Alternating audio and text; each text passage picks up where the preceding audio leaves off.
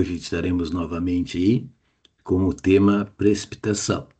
E no final da apresentação do tema, nós vamos voltar àqueles exercícios de balanço hídrico e fazer alguns exercícios sobre precipitação.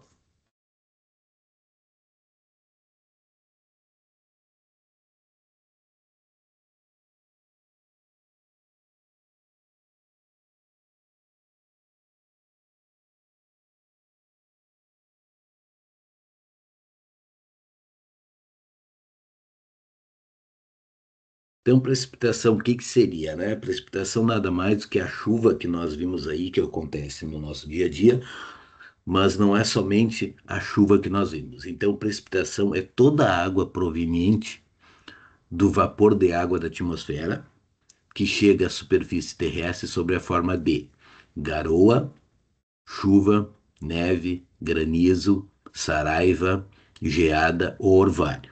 Ou seja, é a entrada de água que nós temos no nosso planeta, na nossa superfície da Terra, através do vapor. Né? Por que eu digo através do vapor? Com a evaporação que nós vimos que ela é grande no nosso dia a dia, né? Evaporação que nós calculamos através do balanço hídrico e a transpiração das plantas, elas vão gerar vapor de água que vão alimentar as nuvens. Essas nuvens, à medida que vai crescendo a quantidade de vapor d'água, essas moléculas de vapor d'água vão se unindo a elas até que vão ficar com um tamanho e uma massa grande, maior que a atração gravitacional. No momento que elas têm essa massa maior, ocorre a precipitação, certo? Ocorre a chuva. E a entrada de água, então, na superfície da Terra é através da precipitação, mas também através da precipitação que eu posso denominar como garoa, como chuva, a neve, granizo, saraiva, geada ou orvalho. Esses itens talvez vocês não conheçam a questão da saraiva, geada, né? Mas nós vamos conversar daqui um pouquinho sobre eles. Então, a garoa, o que que é? É a precipitação líquida uniforme, constituída por gotas com diâmetro inferior a meio milímetro, apresentada em geral de baixa intensidade. Então, aquela chuvinha fraca, né? Diâmetro da gota, menor que 0,5 milímetros. A chuva também ocorre de forma líquida, todavia as gotas apresentam diâmetro superior a 0,5 milímetros. Granizo e saraiva constituem precipitações ocorridas sob forma de pedras de gelo de grande diâmetro. Né? Então, para granizo temos diâmetro maior que 0,5 milímetros e para saraiva diâmetros menor de 0,5 milímetros. Ok? A neve é a precipitação de cristais de gelo formados a partir do vapor de água quando a temperatura do ar é inferior a 0 graus. Opa, então no momento que temos a água, a chuva, certo? Precipitação com temperatura inferior a 0 graus, ela pode congelar virando a neve. Evidentemente que uma chuva uma precipitação de grande intensidade não vai conseguir congelar. Então tem que ser precipitações de pequena intensidade e temperatura inferior a 0 graus para originar a neve. O orvalho e a geada consiste na precipitação sob a forma de vapor d'água, sendo que o orvalho ocorre a condensação do vapor na superfície sólida, que se resfria durante a noite.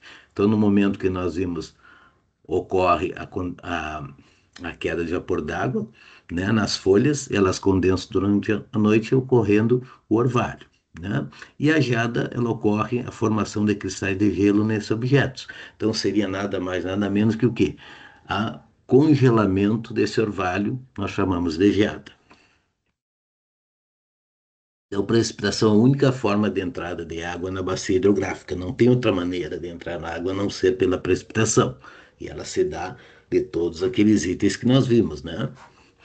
Os problemas de engenharia relacionados com a hidrologia são, em grande maioria, consequência das chuvas de grande intensidade, ou volume, ou da ausência de chuva ao longo dos períodos de estiagem.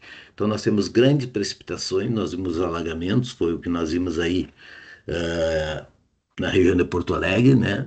E também temos os períodos de chuva, né? Escassez de água, pode faltar água para abastecer o nosso reservatório, para nossas plantações, para o nosso dia a dia, né? Para a nossa vida.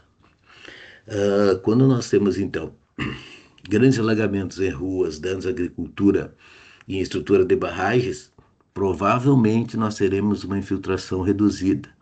Porque o que, que ocorre? No momento que ocorre a precipitação, ela incide-se sobre o solo, né? Se ela for de grande intensidade, o impacto é muito grande, daí ele dá uma certa compactação no solo. No momento que ela não infiltra, toda essa precipitação que não está infiltrando, ela está escoando. Então, vai elevar o escoamento superficial, com isso, evidentemente, vai reduzir a carga do aquífero, né? Por quê? Porque não entrou água alimentando, e vai ocorrer maior propensão à ocorrência de erosão hídrica naquele solo. Tá? Então, é um ciclo que nós temos aí no momento que nós temos chuvas de grande intensidade. A ausência de chuvas por longos períodos reduz a vazão dos rios, causando a diminuição dos níveis dos reservatórios, evidentemente, né? A diminuição dos níveis dos lagos e reservatórios reduz a disponibilidade da água para o uso como abastecimento, irrigação e geração de energia.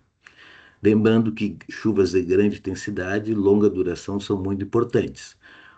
Chuvas de baixa intensidade, desculpe, são muito importantes, pois promovem a recarga dos aquíferos subterrâneos, devido ao fato de ocorrer, em geral, a infiltração de toda a área precipitada. Então, chuvas baixa precipitação, pessoal, baixa intensidade, certo? Normalmente são chuvas de longa duração. Chuvas de grande intensidade são geralmente chuvas de pequena duração. Nas chuvas de baixa intensidade e grande duração, é aquela chuva melhor que nós temos para a agricultura, porque ela infiltra mais no solo, ela alimenta o nosso lençol freático, alimenta o nosso aquífero. Então, são as melhores que nós temos, né, para o nosso dia a dia e para a nossa vida. É evidente que os problemas surgem quando a precipitação ocorre em situações extrema de intensidade e também extrema de frequência, ou seja, grande intensidade e com grande repetitividade, né? Ou quando os intervalos das precipitações são excessivamente longos, que é o período de seca que nós temos. Então, a disponibilidade de precipitação em bacia é um fator determinante para se quantificar. Então, a necessidade de irrigação, abastecimento doméstico ou abastecimento industrial. Então, cabe nós, engenheiros civis, determinarmos e quantificarmos, né, a disponibilidade de recurso hídrico que nós temos numa bacia, a fim que a gente possa utilizar ele, seja na agricultura, seja na irrigação, seja no abastecimento doméstico, né? Enfim, no momento que nós sabemos quantificar, a gente consegue identificar e transportar ela para onde nós quisermos. Então, a determinação da intensidade da precipitação é importantíssima em estudos que visem o controle de enchentes e também minimize a ocorrência da erosão hídrica. As características principais da precipitação são total precipitado, duração da precipitação, distribuição temporal e espacial. Então, não adianta eu dizer, choveu hoje 30 milímetros, choveu amanhã 5 milímetros, choveu amanhã 10, depois da manhã 20 milímetros. Me interessa muitas vezes o que é o total precipitado naquele mês, total precipitado naquele semestre, total precipitado naquele ano, né? Quanto tempo durou a precipitação? É importante saber também, para aquilo que nós conversamos antes, ou seja, duração de curta intensidade, né, pode ter um elevado volume, tá? Mas é benéfica, né? E a distribuição temporal espacial, ou seja, por que que essa precipitação só ocorreu naquela região, não ocorreu na outra? Então, aquela região está bem servida em termos de disponibilidade hídrica, mas na outra não, ok? Então, nós sempre tem que analisar a distribuição no tempo e no espaço, né, dessa precipitação. O total precipitado à altura pluviométrica é uma lâmina de água que se formaria sobre o solo como resultado da precipitação. Tá? Então, choveu tantos milímetros, significa o quê?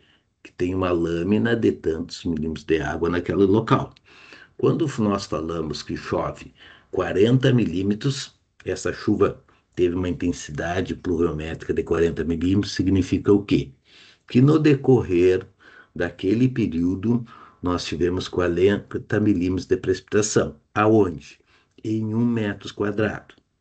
Fazendo a conta, nós vamos chegar aqui 40 milímetros de precipitação naquele local, significa que ocorreu 40 litros por metro quadrado. Ou seja, cada milímetro precipitado significa que é 1 litro de água que entra em 1 metro quadrado, né? Então, o total precipitado e a lâmina d'água se formaria sobre o solo como resultado da precipitação, caso a superfície fosse totalmente permeável e não ocorresse escoamento ou evaporação de água. Então, quando se fala em 40 milímetros, né, 40 milímetros precipitado naquele local, não estou considerando a parte que está sendo evapotranspirada, a parte que está sendo infiltrada, simplesmente a parte precipitada naquele momento. E a duração da precipitação é o período de tempo contado desde o início da chuva. Ou seja, quando iniciou a chuva, marquei o tempo zero, concluiu a chuva, marquei o tempo zero. Tá? Termo importante para nós. Não tanto a precipitação e não tanto o tempo, mas sim a relação entre o total precipitado e o tempo. E essa relação entre total precipitado e tempo nós chamamos de intensidade de precipitação, que é a relação entre a altura pluviométrica e a duração da chuva naquele momento. Tá? Então, total precipitado não significa nada se não tiver ligado à duração. Exemplo, 100 milímetros pode ser um pouco em um mês, mas pode ser muito em dia, ou ainda maior ainda se for uma hora. Né? Então, me interessa saber 100 milímetros por qual unidade do tempo? É 100 milímetros por minuto, 100 milímetros por hora, 100 milímetros por dia. Isso que é importante. Então, intensidade pluviométrica. Tá? Quando se fala em quantidade, é bom saber? É, mas a intensidade é mais importante, que a gente sabe a relação do total precipitado na unidade de tempo. Quais os tipos de precipitação? Opa, o que é tipos de precipitação?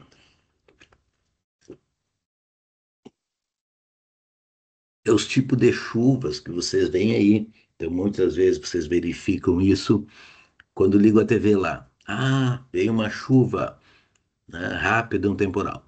Então, elas são classificadas as chuvas em 3 modalidades. Tá?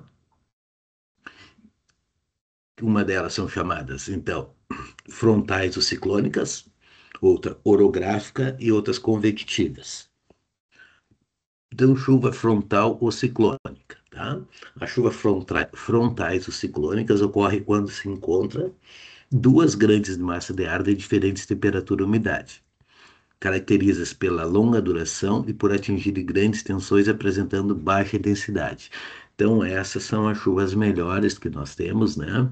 Que são aquelas de baixa densidade e longa duração, tá? Então, quando eu peguei uma massa de ar quente, uma massa de ar frio, elas se chocaram e ocorre a precipitação, ou seja, aquelas partículas de água, aquelas gotas de água que vêm com ar frio, batendo com aquelas gotas de água com ar quente, elas chocam e ocorre a precipitação.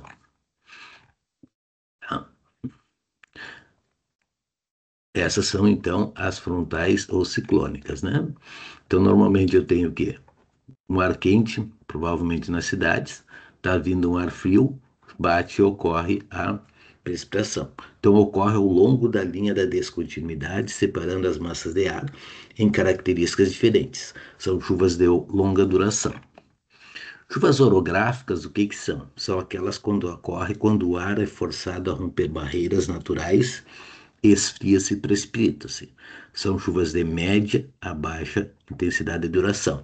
Ou seja, as nuvens estão se deslocando a determinado ponto, encontram uma barreira. Então, encontrei uma montanha, bateu na montanha, ocorreu a precipitação. Então, normalmente as chuvas, o que que elas vêm? São aquelas chuvas que vêm do mar. O mar, então, qual é a altitude zero? Encontra barreiras, pega aí a serra, peguei pontos ali, ela confrontou e precipitou. Então, aquelas gotículas precipitaram, dando as chuvas. Elas são provocadas então, por grandes barreiras, tipo montanha, Serra do Mar, que nós temos, né? E são chuvas de grande duração e cobrem pequenas áreas. Geralmente são acompanhadas de neblina. Tá? Então, é a chuva ali, quando tem uma barreira, bateu e deu. Orográficas. Agora nós temos o terceiro tipo, que é as convectivas, são aquelas mais problemáticas nossas, ou seja, são provocadas pela ascensão do ar devido à diferença de temperatura na camada vizinha da atmosfera. São chuvas de curta duração, grande densidade e ocorrem em pequenas extensões. Então, normalmente temos uma temperatura, né, convectiva. O que é convecção? Estão lembrados, né? Ar quente tende a subir. Então, ele tende a subir, encontra uma barreira em cima, bate nela e precipita. Grande chuva, violência, geralmente são aquelas chuvas que têm descargas atmosféricas maiores, né? Grande intensidade, mas curto espaço de tempo. Então, devido ao aquecimento de massas de ar úmido que estão em contato direto com a superfície quente dos continentes e oceanos, ocorre essa precipitação. São caracterizadas pela alta intensidade e curta duração, normalmente ocorre de forma concentrada sobre áreas relativamente pequenas. Então, resumindo, né, os três tipos de chuvas que nós temos, né, as frontais, então, aquelas que choca de dois tipos de ar quente e ar frio, ocorrendo a precipitação, a orográfica, né? Então, o ar úmido, ele vem, encontra uma barreira natural, uma montanha e precipita, e a convectiva é aquela que nós temos ar úmido, encontra uma barreira de ar com temperaturas diferentes, certo? E ocorre a precipitação. Então, aqui resumindo os três tipos, né? Como que se dá a precipitação no nosso planeta. Tá? Agora vamos conversar um pouquinho sobre pluviometria. O que é pluviometria? E pluviometria, plúvio, água, metria, o que é? Como eu mensuro esta água, né?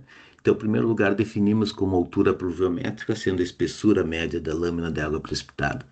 Unidade milímetro significa que 1 milímetro por metro quadrado de área, foi o que nós conversamos antes. Então, a altura pluviométrica, quando você fala em precipitação de 40 milímetros, teve uma altura pluviométrica de 40 milímetros, que é 40 litros em 1 metro quadrado.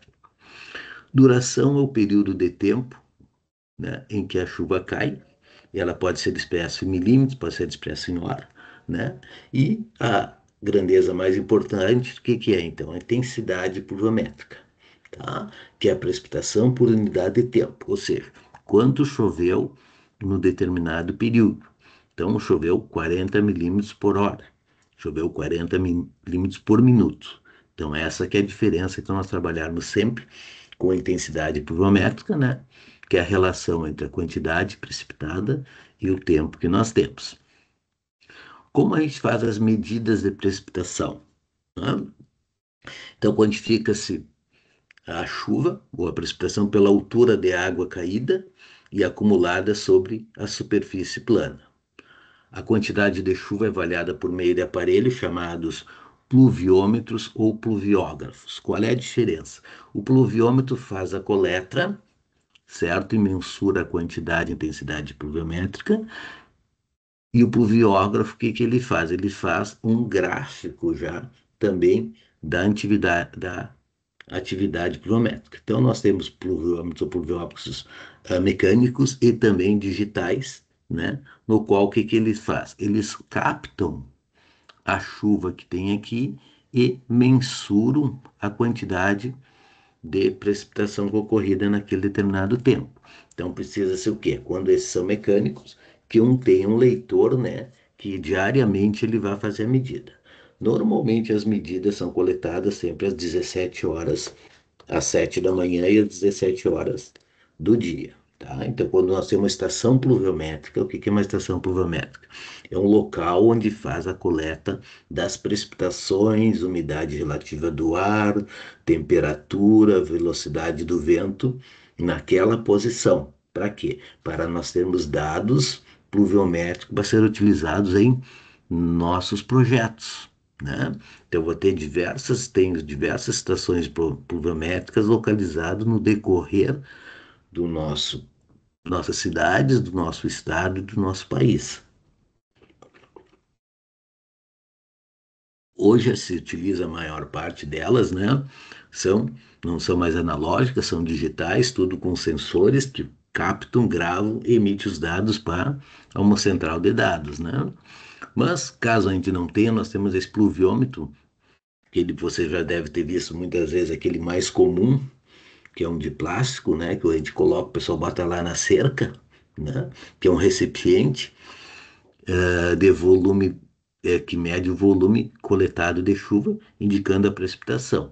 Geralmente no intervalo de 24 horas. Você vê num dia, vê no outro, né? Então, só que normalmente esses pluviômetros aí mais comuns, choveu, precipitou, você tem que ir lá que esvaziar, né? E também ele não está considerando muitas vezes esses pluviômetros aí. Se você choveu de manhã e ficou aquele sol intenso de grande intensidade de calor e você só fez a leitura à tarde, evaporou uma parte daquela superfície. Se choveu agora de manhã, certo? E você deu duas, três chuvas, você esqueceu de esvaziar ele, também vai estar com um erro na medição, né? Mas isso eu digo para pluviômetros que não têm um monitoramento profissional. No momento que se tem esse monitoramento, ou uma coleta de dados simultânea, né? E digital, nós temos sempre precisamos dos dados recebidos naquela estação pluviométrica. Então, o cálculo da lâmina d'água precipitada na base do volume é a partir da equação que é 10 vezes, geralmente, o volume dividido pela área, né? E daí eu vou ter volume precipitado, né, volume recolhido pelo pluviômetro, ter aquela precipitação. Então, tem aqueles que são digitais, né, tá? Faz a coleta, emite sinal e manda os dados para a gente, né? A gente faz, temos a coleta aqui, tanto para coletar aqui a coleta da precipitação, velocidade do vento, indicação do vento, orientação do vento e umidade relativa do ar. É um tema que nós também iremos abordar no decorrer da disciplina. Então, o pluviômetro, pluviógrafo, o que que ele faz? Ele coleta os dados e emite um gráfico aqui, indicando as precipitações no decorrer do tempo. Tá? Essa é a diferença do pluviômetro para o pluviógrafo. Não se usa mais. Normalmente, nós temos esse tipo de equipamento, né? Onde tem uma central digital que já conectada à internet, que vai passar os dados em tempos reais, né? Para uma central de informações. Só que para ter ideia como é que é o papel de um fluviômetro, tirei uma fotinha que coloquei aqui, como que ele registra a precipitação. Então é tipo um eletrocardiograma que ele vai colocando aqui nesse caso, vai marcando aqui, tá? Pluviograma. Então, quando se instala aqueles pluviômetros, pessoal, ou pluviógrafos, tem que ter alguns cuidados, tá? Que a gente já vai avisar vocês, dizer, ó, coloquei lá um pluviômetro, vou medir. Tá? Então, tem locais aí que até não tem estações pluviométricas, o município chega lá e só vão instalar um pluviômetro aqui e vão fazer a coleta. Daí tem o pessoal geralmente ligado à parte agrícola, lá da Emater, que faz esse monitoramento. Então, todos os dias eles vão lá, sei lá, 10 horas da manhã, 8 horas da manhã, faz a coleta e montam a planilha. Tá? Então, ele já tem um estudo daquela região, né, que é mais assertivo, mesmo que seja com pluviômetro mecânico, do que nós utilizarmos dados de regiões longínquas, aquelas lá, né? Então, quais são os erros que a gente pode ter na medição? Primeiro, obstrução física, tais como os árvores, edifícios, muros. Então, não vão colocar próximo, né, de uma árvore, embaixo dela, de um local onde influencia a descida a precipitação nesse local. Cuidar a perda por evaporação de parte precipitada captada pelo pluviômetro, né? Perda de parte da precipitação pela aderência às paredes do recipiente das provetas medidoras, tá? Então sempre vai ter, quando esvaziar com as paredes com água aglomerada ali, então normalmente quando o pluviômetro ele está sujo, tem um pouco de gordura, mesmo a gordura da mão, de manusear ele, ela faz com que retenha líquido, né? Então tem que cuidar isso. Erro na leitura na medição do volume de água coletada. Então, não faça uma leitura de cima para baixo, de baixo para cima, sempre coloque o visual dos olhos a 90 graus da linha de medição, né? Para você não ter um efeito ascendente ou descendente, né? E respique de chuvas de dentro para fora ou de fora para dentro do recipiente. representação temporal da precipitação, né?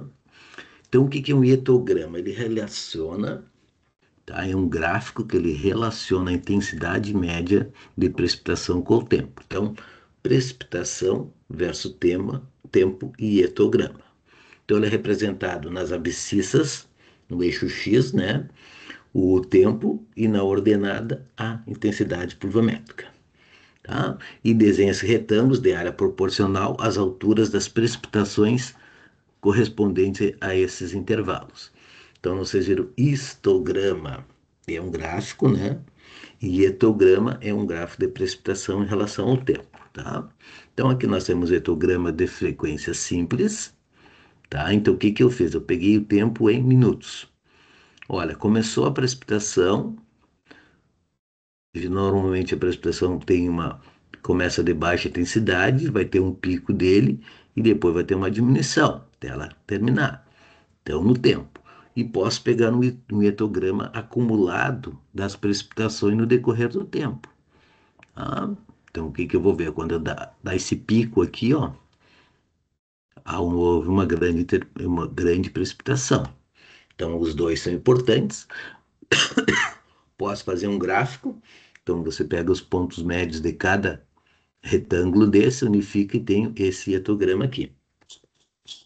Né? Então, aqui eu posso ter um hietograma nesse sentido, nesse aqui, ó, tá? Então, a curva de hietograma. E posso também fazer um estudo espacial. Então, lá via satélites, né? O que que eu fiz?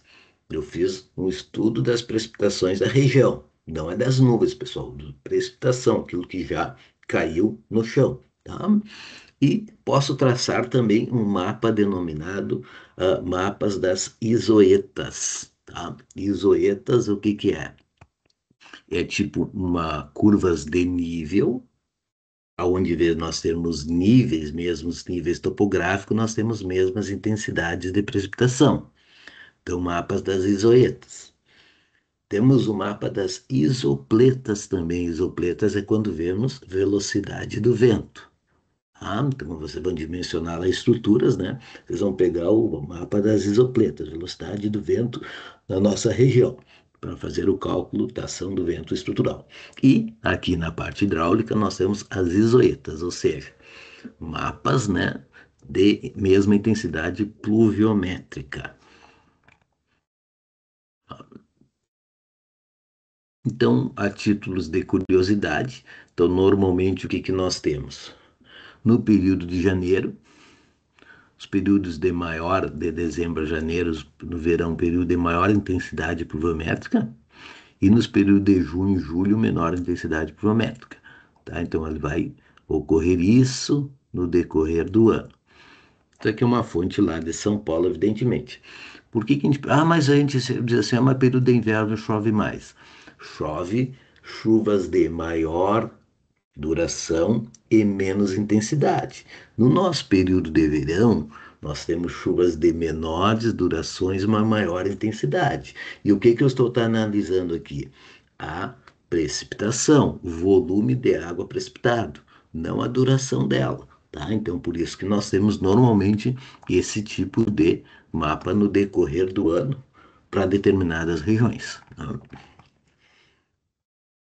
A título de curiosidade, nós falamos da distribuição global das precipitações no ano, e quando a gente diz que temos um semestre seco, significa o quê? Que naqueles meses do ano que as precipitações médias das séries históricas referentes a esses meses são inferiores à precipitação média dos 12 meses. Então, o que que eu fiz? Coletei a precipitação de cada mês. Fiz a precipitação média, tá? Precipitações do semestre sendo menor que a média, eu posso dizer que é um semestre seco. Tá? Então, o cálculo da chuva média sobre a bacia. Então, qual é o volume precipitado sobre a bacia, situada em uma região que possui diversos postos que registram valores variados. Então, eu tenho aqui uma estação pluviométrica em Caxias, uma estação pluviométrica em Bento, tenho uma estação pluviométrica em Porto Alegre. Tá, mas qual é que eu vou usar? tá? Qual é que eu vou usar para uma previsão de chuva? Qual é que eu vou usar para fazer um cálculo de vazão naquele local? Tá? Então, vamos a esse estudo, tá? Então, há outro mapa que nós podemos fazer, né? Com precipitações médias anuais aqui em região. Olha que legal, isso aqui é interessante. No momento que nós vimos lá, pessoal, que é naquele exercício de balanço hídrico, né? Olha aqui, ó, Rio Grande do Sul, tá? Então as precipitações do Rio Grande do Sul ela estaria em torno de 1.000, certo? A 1.400, 1.800 milímetros por ano, né?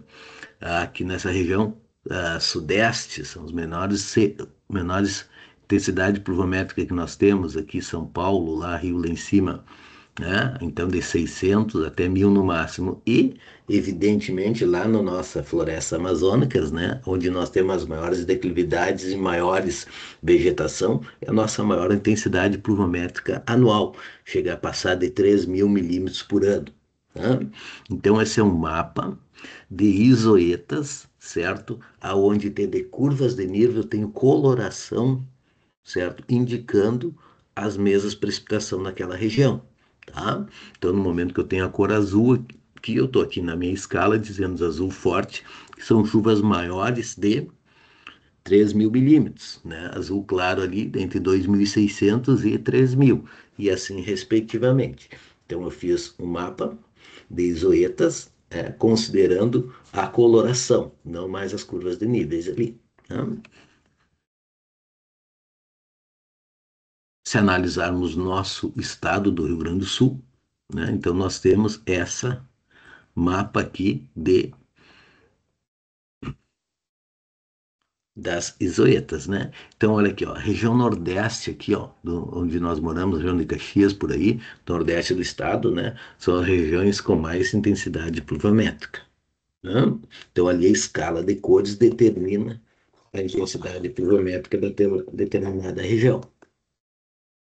Tá? Para o sul, menores intensidades que nós temos.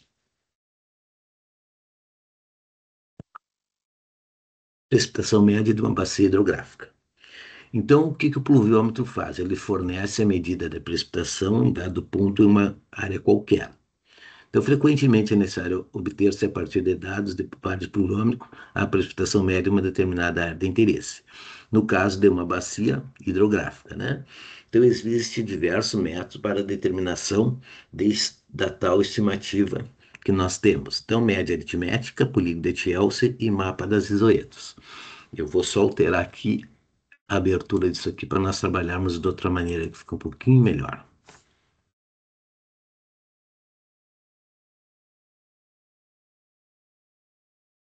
Vamos abrir com o Edge, tá? Então, quando a gente abre com o Edge, ele já tem essa paleta aqui para a gente escrever, ó, que no PDF normal não tem.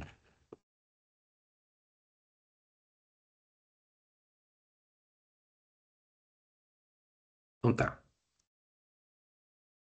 Então, agora nós podemos calcular, né, a nossa precipitação. Qual é o objetivo?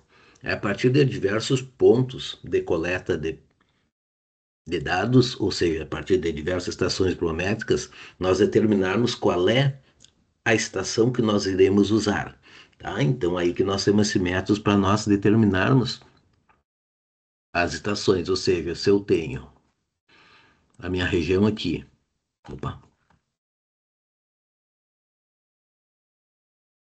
tenho uma região aqui, certo? Um ponto pluviométrico aqui, certo? Um ponto aqui, ponto 2. 1,3 aqui, certo? E a minha área de interesse, certo? A minha área de interesse é aqui, né? Interesse é aqui. Qual é o pluviômetro que eu vou usar? Eu vou usar um, dois e três, tá? Então eu tenho três critérios para me definir eles.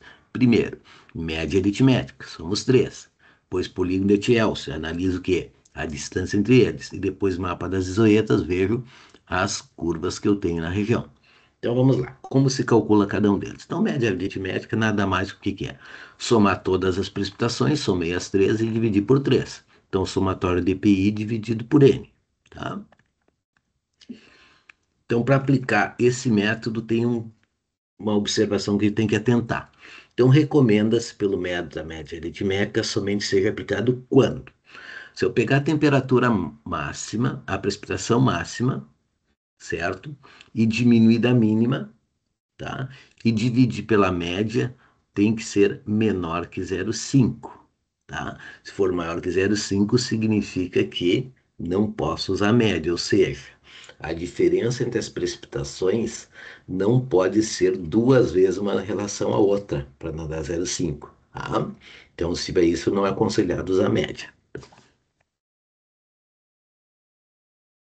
Média aritmética. Então, digamos assim, eu tenho um polígono que uma estação pluviométrica que mediu 66, outra mediu 50, outra 40, outra 44 e uma aqui 42. Este ponto é a minha bacia de captação, certo? Como é que eu vou fazer a média? Somo todos eles e divido pelo número de estações que eu tenho. Muito simples, só colocamos essa observação para quê? Esse 42, ele por mais que ele esteja aqui como dado coletado, se ele não faz parte da minha bacia de captação, eu não devo considerar na média. Por quê? Porque no momento que eu tenho essa bacia aqui, aqui eu vou ter um divisor d'água. Então toda a água que precipita nesse local, ele vai para lá, ele não vem para essa bacia, não contribui nela. Então ele não deve influenciar na minha análise de dados da bacia objeto, tá? Então, para média aritmética, só considero dados que estão dentro da bacia objeto de estudo. Polígono de Chelsea. Opa, vamos ver como que se faz esse traçado de polígono. O que que ele faz? Ele busca as áreas de influência em cada elemento da bacia. Agora sim, pelo polígono de Chelsea, eu posso considerar essa estação que está fora? Sim. Por quê? Porque essa estação que está fora, se ela está próxima, quando ocorre a precipitação, vai ocorrer aqui nesse local, entendeu? Tá, mas daí quanto que vai ocorrer nesse local? Daí eu analiso a área de influência dessa estação fora da minha fora da minha bacia de captação e dentro da bacia de captação. Então, vamos ver como que nós traçamos esse polígono de Alce, né? Aqui na precipitação média, o polígono de Alce é dado pelo quê? Somatório de P vezes A dividido pelo somatório de A, ou seja, uma ponderação entre a precipitação, nesse aqui, a área de influência, né, dividido pelo somatório das áreas. Então, uma médiazinha ponderada. Vamos ver como a gente faz essa polígono de Chelsea, tá? Então, aqui como nós vamos traçar ele? Então, eu tenho essa, essa bacia hidrográfica e tenho esses pontos aqui, ó. 50, 75, 100, 82 e 100, tá? Então, o que que eu quero? Eu quero determinar qual é a precipitação que eu vou usar para cálculos em toda essa bacia, tá? Eu quero usar uma, não vou usar uma cálculo para aqui, para esse local, outro para esse aqui, outro para esse aqui, não. Tá? Eu vou determinar um estudo dessa bacia, que é toda ela, porque o quê? Quando as águas vão percolar aqui, vão sair lá no enxutório, todas vão contribuir para essa bacia e vai sair toda lá naquele local, né? Então tem que ver a precipitação total, né? E no polígono de Chelsea a gente usa essas áreas de influência para determinar ela. Como que a gente traça ele? Vamos lá.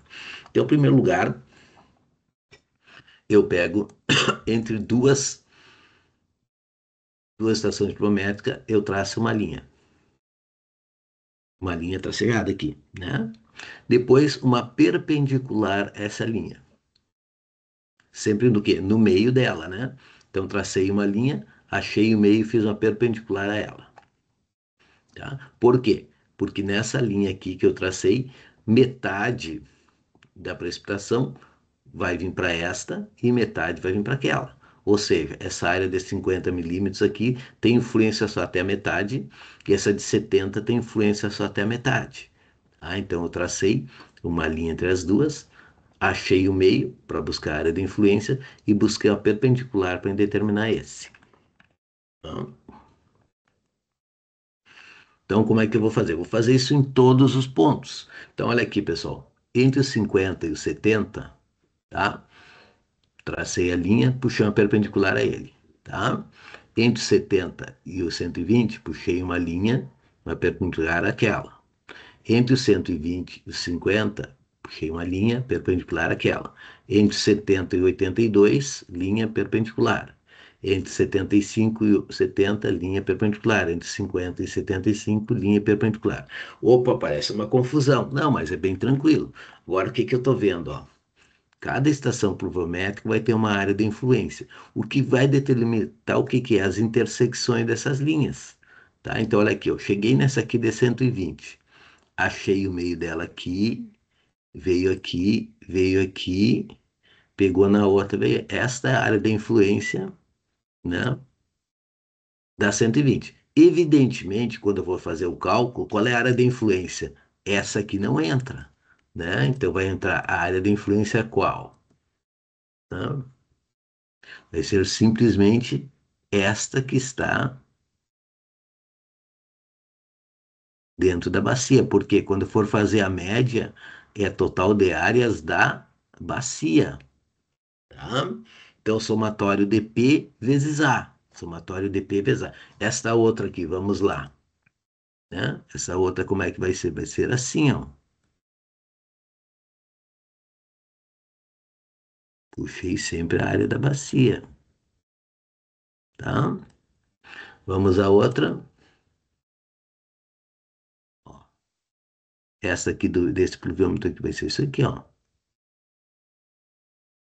Opa, desculpe.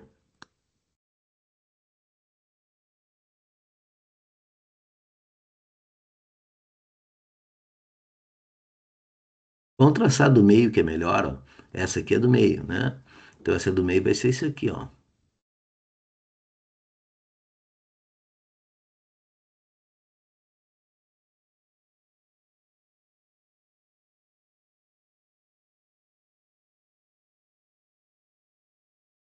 Essa vai ser do meio, tá? Traça do meio que é melhor. Agora vamos traçar as outras aqui. Como é que vai ser desse aqui de 50 milímetros? Vai ser isso aqui, ó.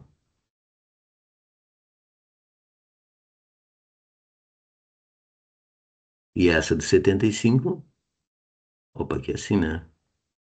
Isso aqui, tá? Então, eu vou ter, digamos, A1, A2, A3, A4 e A5,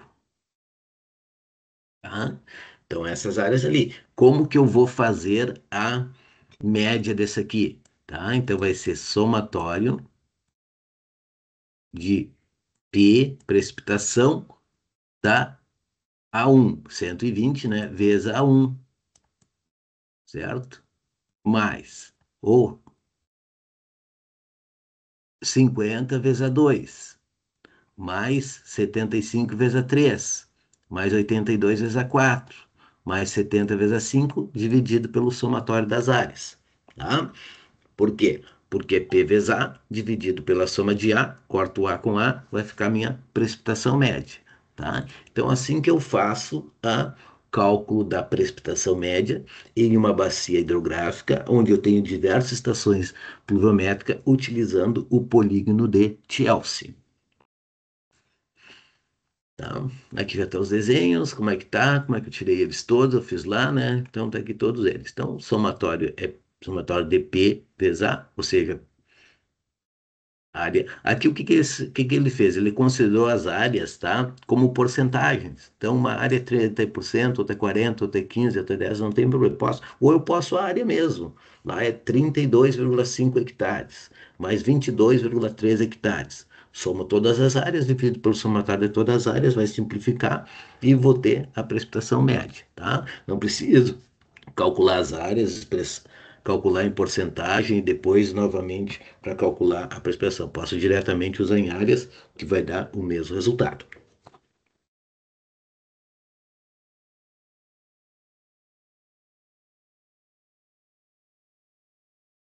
Então, o que que eu deixei para vocês aqui, pessoal? Um exercíciozinho para vocês fazerem em casa, tá? que eu sugiro aqui? Tem duas hipóteses. Caso vocês queiram fazer à mão, joga isso lá imprime essa folha, tá? Pega uma régua, faz à mão, e daí como é que vai determinar a área? Olha, a área, tá? A área eu posso determinar contando esses quadradinhos aí, tá? Certo? Contando esses quadradinhos aí. Tá? Então aqui assim, perpendicular, perpendicular, perpendicular. Tá? Como que vai ser a área? Olha, a área desse aqui do C vai ser essa, tá? Do B vai ser aquela, tá? Do A vai ser este, opa, dentro da bacia. Então posso contar os quadradinhos mais ou menos, né? Sendo que a somatória das áreas tem que ser o somatório dos quadradinhos. Considerei cada quadradinho 1 quilômetro quadrado, tá? Que eu tinha colocado A, B, C, tá? Era para quê? Um exercício que eu às vezes faço em sala de aula. Então, lá monto 3 grupos de sala de aula.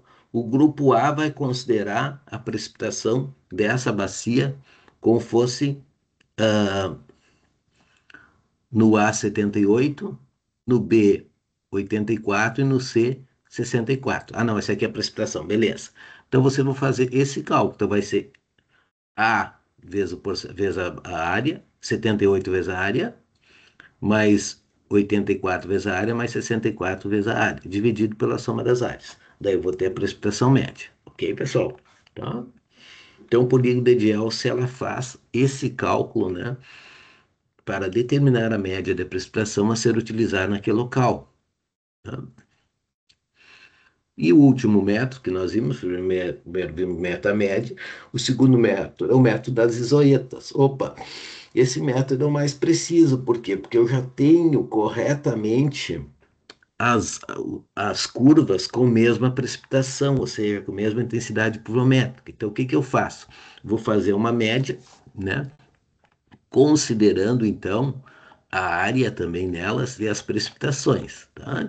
Então, como é que é? Ó, somatório de H1 mais H2 sobre 2 vezes a área, dividido pela soma das áreas. Como é que eu faço? Então, digamos aqui eu tenho essa precipitação, essa é 35, essa é 40. Então, eu vou fazer também a mesma coisa numa média ponderada. Então, o que que seria?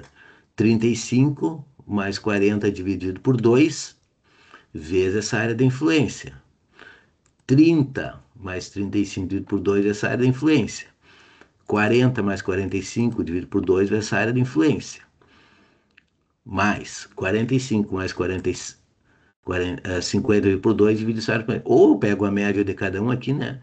37,5, 42,5, 47,5, 52,5 e assim vou indo. O que que eu vou fazer? Área vezes a precipitação média. Área vezes a precipitação média dividido pela soma das áreas. Tá?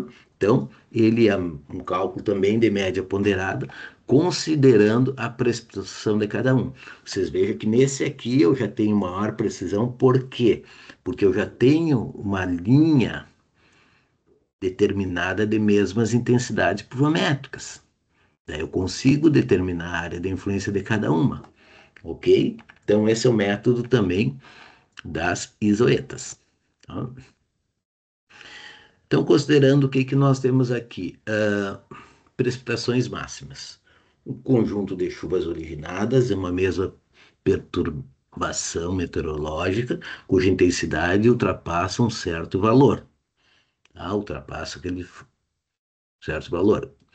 Conhecimento de precipitações intensas de curta duração é de grande interesse nos projetos de obras hidráulicas, tais como dimensionamento da galeria de águas pluviais, de telhados, de calhas, de condutos de drenagem, onde o coeficiente de escoamento pressurial é bastante elevado. Então, o que que eu tenho que conhecer? Qual é a máxima precipitação ocorrida naquele local? Por quê? Porque nós vamos dimensionar as nossas obras de engenharia, nossos condutos de drenagem, a nossa calha lá que nós temos na nossa casa, no nosso prédio. Por quê? Para máxima precipitação. Tá? Então, o conhecimento da frequência de ocorrência das chuvas de alta intensidade é também importância fundamental para a estimativa de vazões extremas para os cursos d'água sem medidor de vazão. Tá? Então, precipitações máximas. Três grandezas caracterizam as precipitações máximas, uma delas é a intensidade, duração e frequência, ou tempo de retorno. Opa, já vamos ver cada um deles, tá? A relação entre a intensidade, a duração e a frequência das chuvas intensas pode ser feita de duas formas. Uma, utilizando o gráfico denominados curva de intensidade, duração e frequência, a utilização de equações matemáticas. Aqui nós vamos o que é? Utilizar equações matemáticas, tá?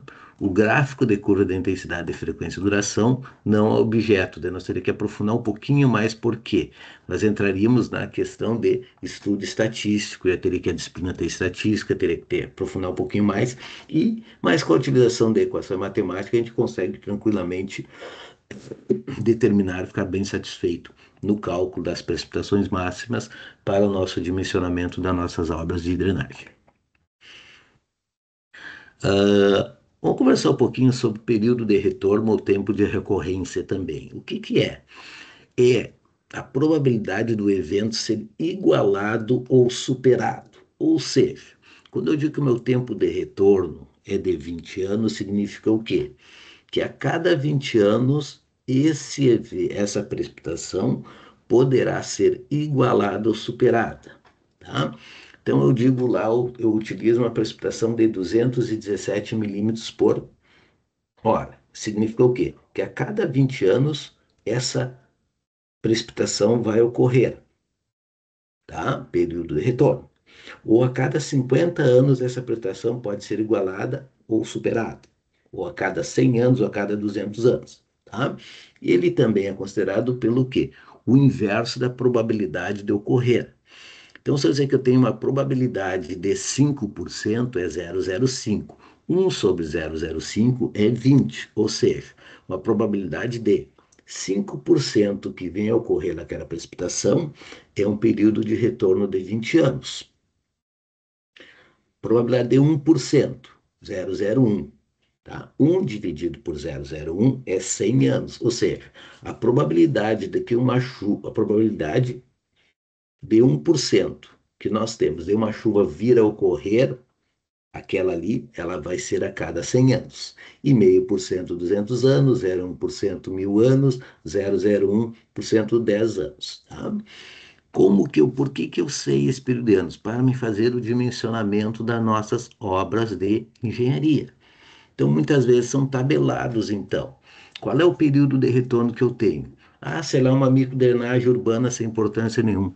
2 a 5 anos posso projetar. A drenagem urbana maior, 5 a 25 anos. Tá? Então, nossas drenagens urbanas aí, quem já trabalha com macrodrenagem, eu já considero, digamos, uma tubulação acima de 80, tá? Já tubulação maior. Então, eu já trabalhei com um período de retorno de 25 anos. Microdrenagem, sei lá, uma tubulação de 30, eu posso trabalhar com período de retorno de 15 anos.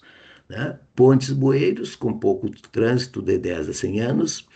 Pontes e bueiros com muito trânsito, de 100 a 1000 anos. E grandes obras hidráulicas, 10 mil anos. Então, Itaipu, lá, você não vai trabalhar com período de retorno de 200 anos. Imagina, cada 200 anos vai transbordar Itaipu. Olha o alagamento da cidade. Não tem que trabalhar com 10 mil anos aí. Tá? No mínimo 10 mil anos aí. Ou seja, a probabilidade é 0,01% que venha superar aquela enchente. Porque quando aquela cota vai transbordar, ela não vai ter mais vazão suficiente que segure a própria barragem, né? Então tem que pensar em um período longínquo, 10 mil anos, sei lá o que vai acontecer daqui a 10 mil anos, essa terra ainda vai existir, né? Lembrando que esse tempo de retorno, ele é estabelecido nos planos de saneamento dos municípios. Tá? Por isso que até nessa nova grade curricular, vocês vão ser felizardos aí, que vão ser agraciados com a disciplina nova que foi criada. Ou seja, a disciplina de plano de saneamento. O que é plano de saneamento? Ele pega e analisa, certo? E executa todas as diretrizes de saneamento para aquele município. Ou seja, ela cria as regras para os engenheiros fazer os projetos a partir daquelas regras. Ou seja, lá no plano de saneamento vai dizer que o período de retorno a ser utilizado nos cálculos de drenagem, daquele bairro será de 25 anos. Olha, daquele córrego que nós temos lá, ou daquele rio, será 100 anos, se eu quiser canalizar ele e for liberado, entendeu? Então, isso aí, o nosso plano de saneamento que estabelece isso. Então, a disciplina nova que nós temos aí, né, que vai beneficiar a todos. E existe uma legislação já federal que estabelece que todos os municípios que não tiver o seu plano de saneamento atualizado e sendo executado não vai receber recursos federais. Então nós já temos aí já alguns anos feito. Eu tive a oportunidade de elaborar planos de saneamento de municípios, trabalhar com equipes multidisciplinar, né, onde elaborou o plano de saneamento. Depois de executado o plano de saneamento, ele vai para uma consulta pública, tá? Que nem plano diretor do município. É discutido pela sociedade, traz as sugestões, discute, depois que der ok, vai para a Câmara de Vereadores e ele é virado uma lei, uma legislação. Tá? Então eu fui muito agraciado, trabalhei acho que 2 anos em planejamento, numa equipe multidisciplinar, entre 5 pessoas, eu como engenheiro civil, um engenheiro sanitarista, duas engenheiro químico, uma bióloga e um economista. Tá? E no plano de saneamento nós tratamos o quê? Águas pluviais, ok? Águas pluviais, uh, que é drenagem urbana, esgoto sanitário, a água potável, lixo, certo? E, opa, faltou um, são 5 pontos básicos, e resíduos sólidos. Tá? Então, são 5 pontos que a gente discute todos eles e estabelece todas as diretrizes para esses 5 itens que nós temos. E se pegarmos ali o que nós vimos mais quando nós vimos no início da disciplina que a gente falou, desenvolvimento sustentável, teríamos que ver mais a questão social, a questão da saúde, né? Para nós incluir nisso, certo? Por isso que teria um economista lá, porque no momento que nós pegamos, nós vamos trazer dados socioeconômicos do município também, tá? Então, para cada item, nós criamos regras, diretrizes para um desses 5 pontos, tá? Do saneamento serem legislados, sejam atribuídos para utilização em projetos de engenharia. Então, no momento que eu tenho esses itens aí, eu posso calcular o meu risco permissível, tá? Então, o risco permissível, ele é em função do quê?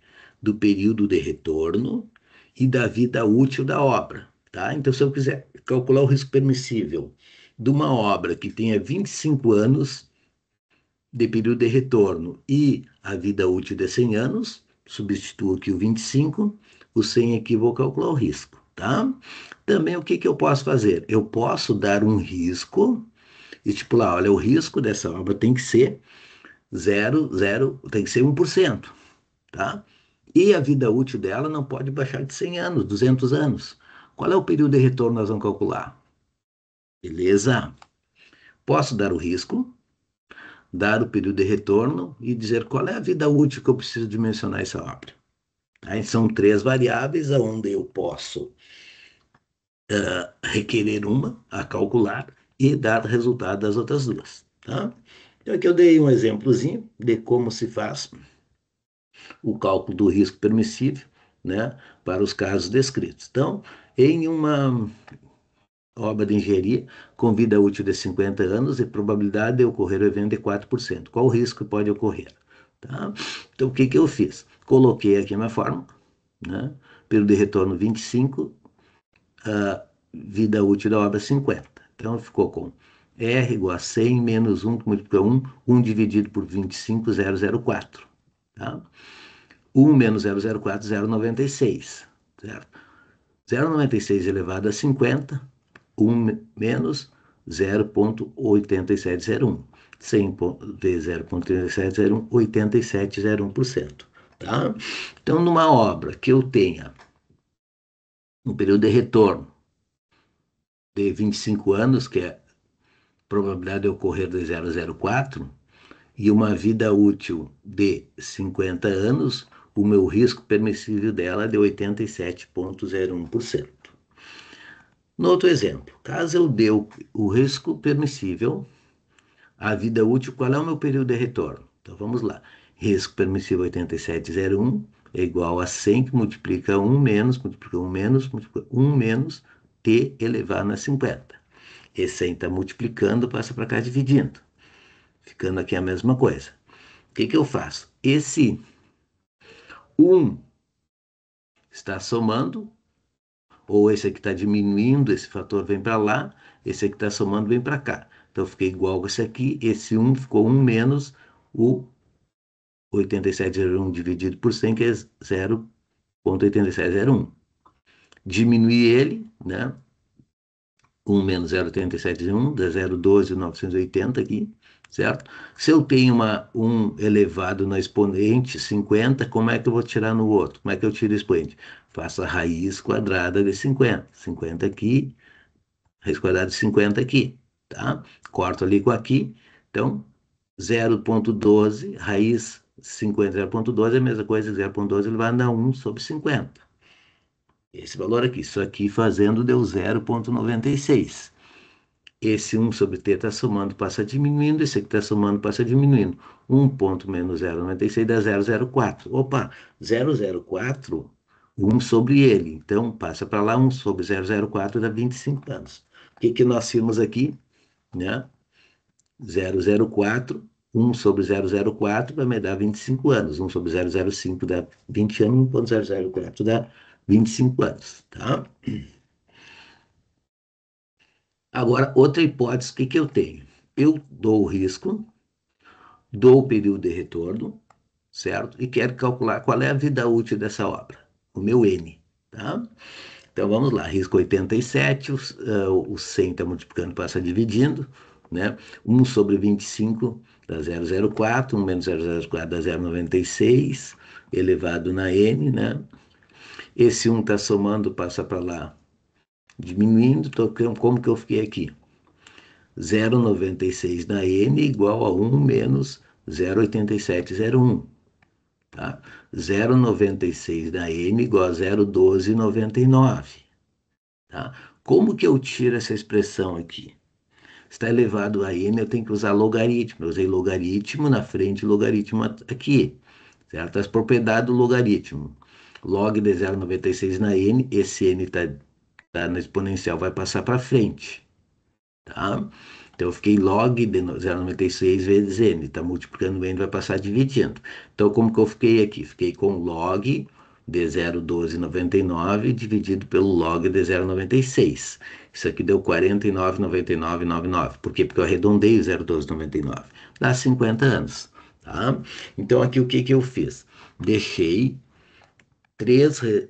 três maneiras de calcular essa fórmula, né? Como se faz? Ou seja, dando o risco permissível, calculando o risco permissível, tendo o período de retorno e a vida útil. Dando o risco permissível, dando a vida útil, calcular o período de retorno. Dando o risco permissível, dando o período de retorno, calcular a vida útil da obra. Beleza? 3 hipóteses aqui para vocês. Tá? E aqui deixei uns exemplos para vocês fazerem em casa e chegar a esse cálculo que nós temos, tá? Então, aqui já tem a resposta para vocês verificar. Tá? Então, vamos dar sequência aqui. O que é uma precipitação máxima? A precipitação máxima é caracterizada por meio de 3 grandezas: altura, duração e intensidade. A altura pluviométrica, o volume da chuva precipitado, medido em milímetros, mais o período de tempo de duração. E a intensidade, relembrando a grandeza que visa caracterizar a variabilidade temporal, medida em milímetros por hora ou milímetros por minuto. Tá? Então, isso que é importante nós sempre analisarmos. Tá? Sempre a intensidade pluviométrica em relação à precipitação, em relação ao tempo, que é denominada intensidade pluviométrica.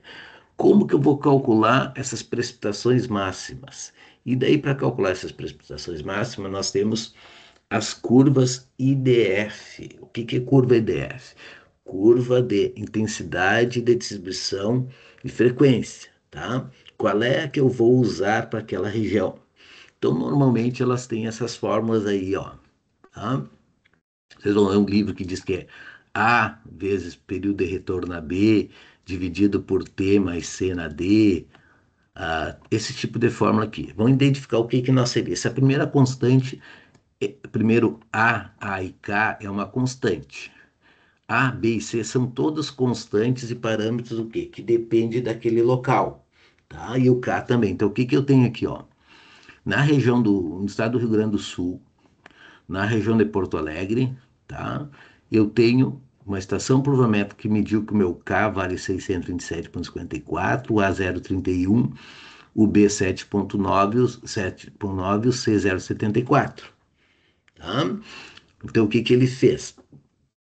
Eu peguei esses parâmetros aqui e lancei nessa equação aqui o K 727, o TC eu vou jogar 1, o TR vou também determinar, vou ver qual é o período de retorno. Então, o que, que eu fiz? Então, digamos, pega um exemplo aqui, ó. 25 anos, 10 minutos. Tá? 10 minutos é o tempo de concentração. O que, que é? O tempo de concentração é o tempo que a última gota de água, localizada na parte mais distante da minha bacia, contribua para o meu ponto de meu enxutório. Tá? Normalmente, os planos diretores dos municípios, o que, que eles fazem? Ele já estipula o tempo de concentração. Depois nós vamos calcular, depois de fazer uns cálculos de precipitação. Ele estipula o tempo de concentração. Tá? Então, nos planos diretores do plano de saneamento, geralmente, o que, que eles estipulam? O TC que você vai utilizar é 10 minutos. E a vida útil, o período de retorno, depende do porte da obra. Tá? Vamos considerar, então, o TC de 10 minutos e 25 anos. Então, qual é a minha precipitação máxima ocorrida naquele local em 25 anos? 201,32 para a região de Porto Alegre. Tá? Ou seja, eu estou considerando que no período de retorno de 25 anos, tá? Então, a cada 25 anos, eu imagino que essa precipitação de 232 pode ser igualada ou superada. Antes de 25 anos não vai ocorrer, sempre vai ocorrer precipitações inferiores a essa. Eu vou utilizar essa como máximo para o cálculo da minha precipitação. Como que eu cheguei ao 231,32? Então, eu peguei aqui, entrei na tabela do professor Luiz Correia, verifiquei o K, o A, o B e o C, substituí aqui, né? Então, K, 627,24, vezes o período de retorno, 25 anos, elevado na A, 0,31, dividido pelo T, TC de 10 milímetros, mais o B, 7,9, elevado na 0,74. Então, isso aqui deu 201,32 para 10, TC de 10 anos. Se eu for calcular uma calha, dimensionar uma calha, a norma diz o quê? Que eu tenho que usar a norma brasileira. Sempre o TC de 25 anos, o meu período de retorno, 25 anos, para calha, dimensionando de calhas. Tá? E meu TC de 10 minutos. Tá? Então, vou usar isso aqui, ó. Então, TC de 5 minutos. Calhas, 5 minutos. Então, 200, eu vou dimensionar uma rede pluvial, TC 10 minutos, 232, a intensidade mais pluviômetra daquele local. E se for uma calha, 256,55.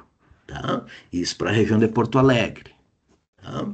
Então, então, é o cálculo que eu tenho que fazer da minha precipitação pluviométrica daquela região. Da onde que nós tiramos isso? Aqui eu tenho outras equações de distribuição de frequência, tá? Então, aqui no CISM, lá, ele fez uma distribuição de frequência para Porto Alegre, aqui eu tenho outra distribuição para a região do aeroporto, né? Posso dar um exemplo, certo? Aonde eu dei uma equação daquele local, certo? E peço para vocês calcular a intensidade pluviométrica, baseado no quê? No período de retorno que eu dou, que é 5 anos aqui, e o TC de 10 minutos. Calculo a intensidade pluviométrica, ou seja, a quantidade, né, em precipitação por hora, ok? Certo? Aqui então eu deixei mais aqui exemplo na região de Porto Alegre e de Caxias do Sul. Da onde que eu tirei isso? Vamos lá. Tá? Em primeiro lugar, nós temos um software denominado Pluvio. Vai baixar aqui na máquina.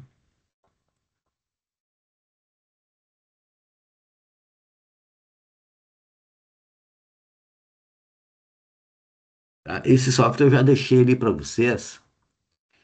Querendo baixar na máquina de vocês, aqui tá ele. Tá? Fazia tempo que eu não usava. Hum, sim, beleza. Então,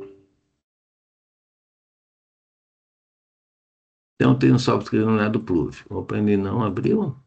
Tá aqui, abriu sim, tá? Então, o que que eu tenho esse software? Ele foi desenvolvido, acho pelo Denardin, os dados, acho que foi pelo, foi uma universidade que desenvolveu esse software. O que que nós temos? Então, nesse software nós escolhemos qualquer região do estado, tá? Vamos pegar aqui o Rio Grande do Sul. Eu posso pegar qualquer uma, Rondônia, né? Rio Grande do Norte, mas vamos pegar Rio Grande do Sul, tá? O que que nós pegamos aqui no Rio Grande do Sul? No momento que ele pega o Rio Grande do Sul, ele pega todas as estações pluviométricas do Rio Grande do Sul. Então eu peguei a de Alegrete. Alegrete eu tenho aqui, ó, o nosso K, o nosso A, o nosso B e o nosso C. Pegar Bagé, pegar Caxias, Cruz Alta, Encruzilhada, Iraí, Passo Fundo, Porto Alegre, Rio Grande, Santa Maria, né? Então são todos os locais que eu tenho uma estação pluviométrica já efetivada há muitos anos. E daí ele trouxe os dados para cá. Se pegar lá, olha, se pegar assim, tipo, Rio de Janeiro, olha só, pessoal, Rio de Janeiro, a quantidade que nós temos de estações pluviométricas lá, olha lá. Tá? Então, olha aqui, ó. Tá? Temos um monte. São Paulo também temos muitas estações pluviométricas. Tá? Então, cada região delas vai me dar os parâmetros que eu tenho. O que que o professor Luiz fez? Ele pegou todos esses dados, pegou um aluno, né, evidentemente, para ajudar um estagiário lá, e pegou cada estação e tirou esses caras aqui e montou uma tabela. Tá? Montou uma tabelinha, para você não precisar do software, porque amanhã depois muda, ele não tem mais, né? Uma tabelinha e disponibilizou para a turma de vocês aí, ó. Tá? Então, o que que eu fiz? Tá? Cálculo disponibilizado. Deixa eu pegar um desprotegido aqui para vocês. Desprotegido. Beleza, tá? Então, o que que eu tenho? Essa aqui é a planilha que eu deixei para vocês.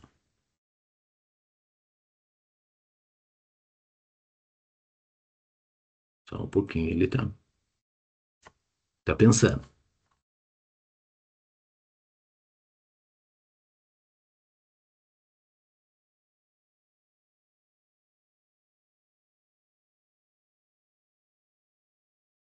Tá aqui, então tá. Então, o que que eu tenho aqui, ó? Se eu entrar aqui na. Primeiro, eu tenho que entrar sempre com o estado, pessoal. O estado, entrei lá com o estado. Rio Grande do Sul. Até eu botei RS, tá? RS. E entro com as estações daqui, do estado. Tá? Então tem que sempre selecionar o estado e depois puxar a estação, tá? Se eu mudar o estado aqui, ó, fui lá para Santa Catarina, eu tenho que vir aqui mudar também, tá? O que que ele fez? Ele fez, no momento que aqui eu peguei todos os estados, uma tabela aqui, ó, todos os estados do Rio Grande do Sul que tem, né? De todos os estados e todas as estações que nós temos aqui, tá? Olha aí quanto nós temos aqui no Minas Gerais, olha o horror que tem de estações. Acho que tem mais de todas Minas Gerais, tá? E peguei os parâmetros, coloquei do lado. E fiz simplesmente uns PROC ali, né? Para vocês entrarem com o estado, certo? E buscar a estação. Daí ele joga esses parâmetros aqui, K, A e B, né? E já calcula aqui, ó, para TC5, TR2, TC10, TR2, e assim respectivamente, tá? Então essa planilha eu deixei para vocês, tá? Ali no Moodle, tá? Então seria esta aqui, cálculo da precipitação, tá? Então ela tá aqui, opa, não é essa, desculpe, que eu deixei disponibilizada para vocês, eu acho que é essa aqui, aula, Cálculo para expressão disponibilizada 2025. Tá, então essa aqui, né, é onde estão os cálculos aqui. Então você vai chegar aqui, vai pegar a extração pluviométrica, passo fundo, e vou ter esses dados aqui. Então eu já posso ir direto lá no cálculo de precipitação, quando vou calcular lá, sei lá, a vazão. A vazão a gente calcula pelo método do racional. Vazão é igual CIA. Coeficiente de escoamento vezes a intensidade pluviométrica vezes a área. Intensidade pluviométrica eu vou utilizar o que que é? Se for passo fundo e for um período de retorno de 25 anos e tem uma consideração de 10, 155,96. Vou usar esse aqui. Sei lá, se for para a região de Cruz Alta, 217,96. Região de Porto Alegre, 201,32. Tá? Sempre usando isso aqui. Tá? Então eu tenho aqui essa tabela, né? É o único importante é que ele puxa esses parâmetros e depois isso aqui é a aplicação dessa fórmula aqui de cima. Tá? Então esse eu deixei de brinde aí para vocês. Leve para o resto da atividade profissional de vocês para o cálculo, então, das intensidades pluviométricas máximas daquela região na qual está tabelada, retirada do software pluvio que eu retirei. Tá, pessoal? Coloquei essa, ó, dados retirados software pluvio 2.1, aquela versão que eu fiz, tá? Então, está disponível para vocês. Tranquilo, pessoal? Tudo tranquilo? Né? Vamos fechar aqui, né? Então, o que que nós temos agora de atividade para hoje? Não sei quanto nós temos de gravação e de aula. Como é que está aí o nosso Teams? Vamos ver aqui. 1h20. Tá tranquilo. Então acho que nós podemos parar por aqui, né? E vamos fazer o seguinte: eu vou deixar os exercícios para vocês fazerem, tentarem fazer esse exercício aqui de média aritmética, né? Cálculo lá das nossas precipitações, considerando a média aritmética, considerando o polígono de Chelsea, considerando o mapa das zoetas, tá?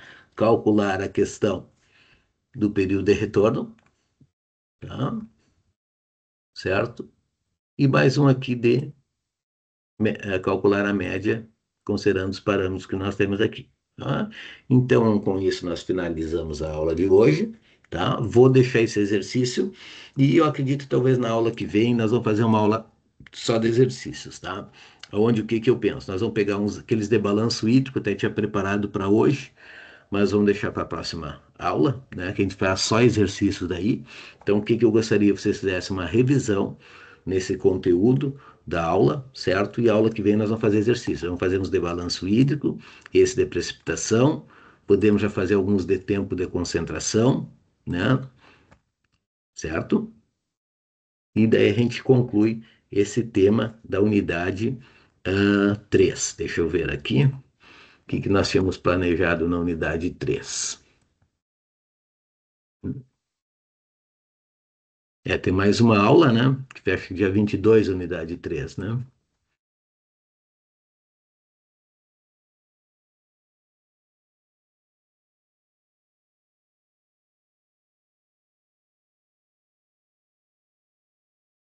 Plano de tutoria. Tá? Então, nós temos unidade 3. Dia 15 não fecha nessa aula, tá? Tudo bem. E na outra parte nós teríamos só unidade 2. Mas tudo bem, pessoal, nós temos uma folga de uma aula aqui, tá? Então nós podemos o que que é? Deixar os exercícios para conferir na próxima aula, que é o dia 22, semana que vem, tá? Ou, se for o caso, também eu posso até gravar mais uma live aí e deixar disponível para vocês da realização dos exercícios, tá? Vamos ver o que que a gente faz no decorrer da semana que vem, antes do dia 22, tá? E lembrando que a nossa atividade aí, tá? Que seria da conclusão da atividade dia 18, certo? Que é nós apresentar aquele mapa conceitual, tá? Eu vou fazer os ajustes dos grupos agora, né? E vamos ter que apresentar até o dia 18 aí, tá? Então, dia 18 tem que apresentar, então, o mapa conceitual e os videozinhos, né? Explicando o desenho de vocês, tá? Do ciclo hidrológico, né? Que é através da energia, a precipitação é igual a evapotranspiração, mais infiltração, mais escoamento superficial, né? Isso aí tudo no desenho de vocês, tá, pessoal? Então, boa noite a todos, uma boa gravação, boas assistências aí. Qualquer dúvida, estou lá no WhatsApp aguardando vocês, tá? Agora eu vou fazer os ajustes, então, que nós temos dos grupos ali que pediram para sair de um grupo ou de outro. E postar essa gravação para vocês da aula de sexta-feira. Um abraço, tudo é bom para todos.